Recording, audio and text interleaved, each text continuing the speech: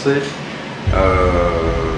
du VIH, certaines régions du virus correspondant aux gènes ciblés par les antirétroviraux.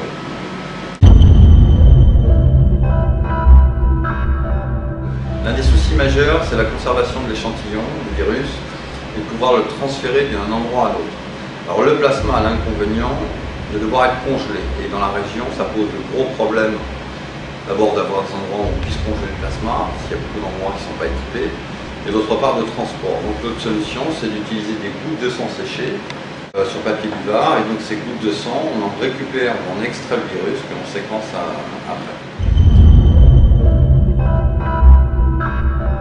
Le laboratoire de virologie donc, de Fort-de-France est le laboratoire régional de référence pour l'OMS, pour la région Caraïbes, depuis 2006.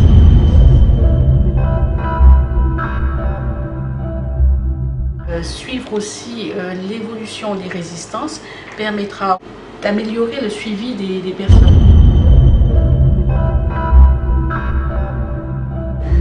Il y a certaines personnes, des traitements qui sont beaucoup moins efficaces et qui entraînent des résistances.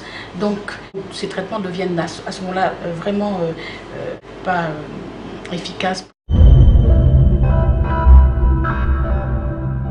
L'importance de cette machine-là, c'est que une fois que tout sera mis en œuvre, c'est qu'on va aussi diminuer de façon importante le coût de revient, qui est une chose importante. L'accès aujourd'hui est limité.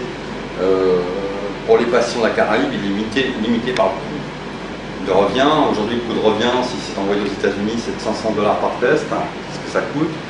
Nous, ça nous coûte un peu moins cher, mais on va baisser le tarif et rendre accessible